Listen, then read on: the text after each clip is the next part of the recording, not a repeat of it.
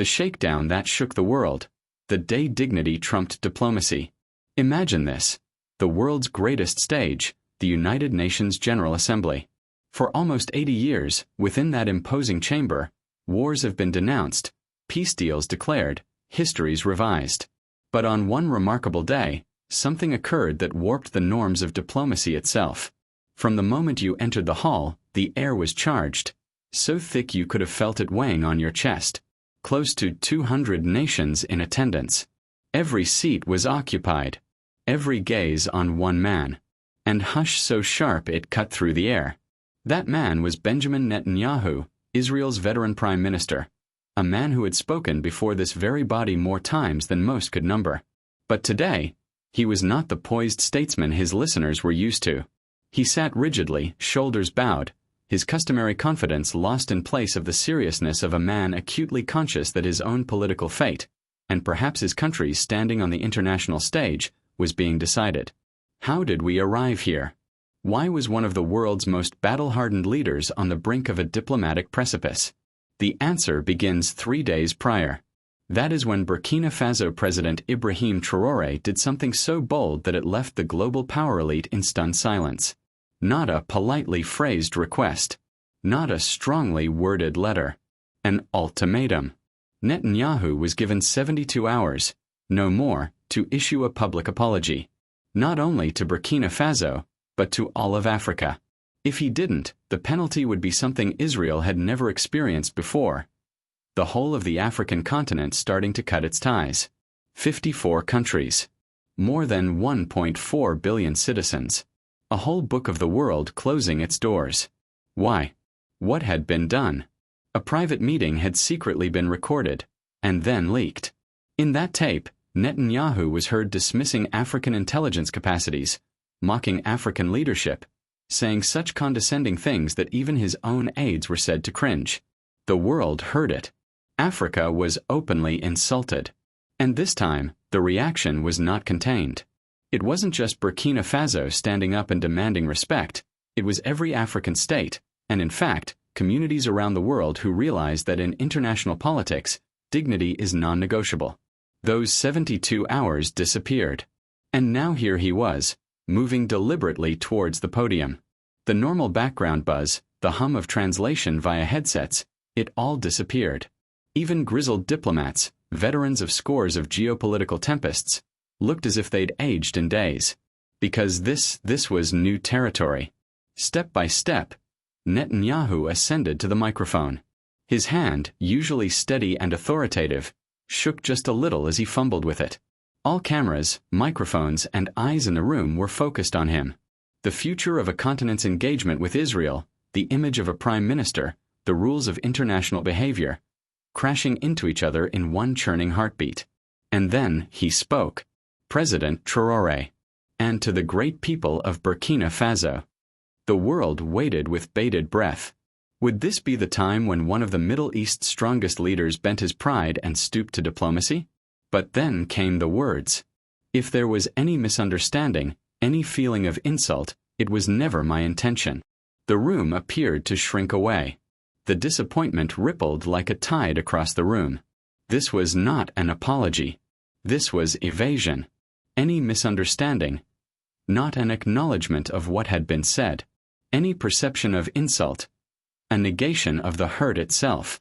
And then, it was never my intention. A feeble cop-out passing itself off as responsibility. For 4 tortuous minutes, the world waited. Netanyahu went on, his voice shrouded in words that seemed improbably empty. He spoke of shared values with countries he had just days before demeaned. He referred to regional cooperation with a continent he had airily deprecated. Phrases such as mutual understanding and diplomatic dialogue wafted into the room. But the 2 words that might have altered everything did not. I apologize. Throughout the African delegations, the response was chilling in its unanimity. Row upon row of Kenyan, Nigerian, South African, Ghanaian, Egyptian diplomats. Grim, unbending, their faces a silent witness of dismay. They had come from across continents not to listen to apologies, but to see accountability. What they got instead was like a choreographed evasion. what critics would subsequently call the most sophisticated non-apology in recent history. But Netanyahu wasn't finished. And what he did next would fix the moment not only in the textbooks of diplomacy, but in shared memory. In what experts continue to argue as either a desperate gamble or a disastrous misreading, he reached out. That move had been his political sleight of hand for years. Arm extended, smile set, handshake guaranteed. Time and again, it had yielded him such headlines as "Leaders Reconcile" or "Crisis Averted." The cameras would get the shot, concentrate on the symbolism, and the world would forget. But this time, history would not cooperate. Because in that cavernous hall, Ibrahim Traoré, the young Burkinabe revolutionary leader, a man tried by coups, pressure, and survival, did not step forward to reciprocate the gesture. Instead, he gazed into the eyes of Netanyahu. For one crippling moment, it was silence and spectacle, the old and the new. And then Traoré made a decision. He stood. The gesture was slow, intentional, authoritative. Each flashbulb, each pen held over notepads, each diplomat in attendance, eyes flashed his way. In his quietness, in his calm, there was more force than 1,000 impassioned speeches. And then, with all the gravitas of history heaped upon his shoulders, President Traoré turned his back. Not a word. Not a cry. No raised finger in judgment. Simply the stark, searing rejection of a handshake. The ensuing silence was not quiet. It was a roar of void. Every noise became etched, the ring of his shoes against shining marble, the rustle of fabric as his entourage rose to follow, the muted buzz of cameras recording every moment of what immediately became one of the quintessential images of global politics. And there stood Netanyahu, his hand mid-air, motionless in vacant space. His face showed a man observing not only a gesture turned down, but maybe the slow-motion disintegration of his legacy. The one action that had always succeeded, brushed aside with quiet decorum. Traoré's departure was cinematographic in its bareness. Security walked him out, though they were not needed. He wasn't running away. He wasn't backing down. He was making a point, and everyone understood that. Head held high, feet slow, face firm. Silent words spoke for him. But outside, the quiet broke into pandemonium. A throng of cameras, microphones, and agitated reporters in every conceivable language poured forward. "Mr. President, why did you not accept the handshake? Will you change your position on Israel? What is your message to Prime Minister Netanyahu?" Traoré waited. A silence passed through the crowd. And then he spoke 5 words that would reverberate through the halls of history. Africa does not shake hands with disrespect. 5 words. 28 letters. A sentence that would resonate across continents. Within that afternoon alone, the moment had already gone viral. Social media was alight like wildfire. Twitter hashtags. Facebook shares. TikTok remixes. YouTube reactions. Within 6 hours, hashtag #TraorWalksAway had trended in more than 20 countries. By the first day's end, in 24 hours, the video had been viewed more than 38 million times. But this wasn't merely a viral phenomenon, it was a cultural earthquake. In Kenya, students flooded the streets of Nairobi. Their placards stated "Respect is earned, not begged."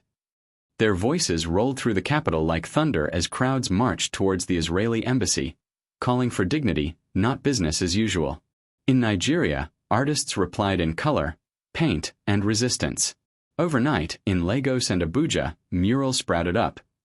President Traoré striding away, Netanyahu's face cracking away behind him like a crumbling wall. Each mural was a visual declaration of intent, that symbolic acts can rock entire continents. In South Africa, the response was silence. Thousands demonstrated outside the Israeli consulate in Cape Town, but not a peep was uttered. They remained frozen in place, frozen in silence. 72 minutes of silence. A minute for each hour of the ultimatum that Netanyahu had disregarded. Shots of that silent throng, defiant in its dignity, rapidly became as compelling as the original UN footage itself. In Paris, on the other side of the Atlantic, the African diaspora staged what was termed the Walk of Dignity. Dozens of youth of African descent marched up to the Israeli embassy. Each one went individually, spun around, and marched back in the opposite direction. No shouting, no violence, only the heartbreaking imagery of rejection. And even in the most unlikely of places, there were echoes. In London, students at Cambridge and Oxford organized parallel dignity debates, discussing how Traoré's gesture reformulated post-colonial global relations. In New York, the African Union offices were filled with flowers and letters written by hand, many of them by Americans from all walks of life who'd been deeply affected by what they'd seen at the UN. Governments hastened, though. The citizenry grasped the seriousness of the moment, but the international elite appeared desperate to miniaturize it. Newspapers produced headlines that leaned into denial. Diplomatic misunderstanding at UN. A missed opportunity for dialogue. Cultural differences lead to protocol breach. But social media was unkind. Screenshots of these headlines were posted with snarky commentary. They still don't get it. Because the world did get it. This wasn't a misunderstanding. This wasn't miscommunication. It wasn't even about protocol. It was about clarity. It was about insisting on respect rather than begging for it. Diplomatic veterans were left stunned. One retired EU ambassador, speaking anonymously, summed it up bluntly. "In my 40 years of diplomatic service, I've never seen such composure under pressure. It was devastatingly effective." And he was right. President Traoré hadn't just rejected a handshake. He had redefined what power looks like in the 21st century. And Netanyahu, meanwhile, was silent. Days went by. No press briefings. No clarification attempts. His typically belligerent communications team remained ominously quiet, frozen in fear of a truth that couldn't be manipulated. Because how exactly do you manage an image so sharp in its definition? How do you stage manage a narrative when the photo does all the talking? The frozen moment of Traoré's back to Netanyahu's outstretched hand became the icon of a new generation. It ended up on T-shirts as profile pictures, in artwork and academic arguments across the globe. But more than anything, it stuck in the heads of young Africans all over. Evidence that their leaders were capable of standing tall on the world stage. Evidence that dignity was not a luxury. It was a requirement. This wasn't merely the rejection of disrespect. This was a master plan for dignity. A reminder that often the strongest message isn't voiced, it's performed. Master class in how to reject condescension without stooping to the same level. It was a lesson in sometimes the strongest response is to make no response at all, but simply to turn and walk away. And for young people throughout Africa and the African diaspora, it was revolutionary. For far too long, they had stood by and let their leaders be patronized, belittled, or reduced to supplicating themselves on the world stage.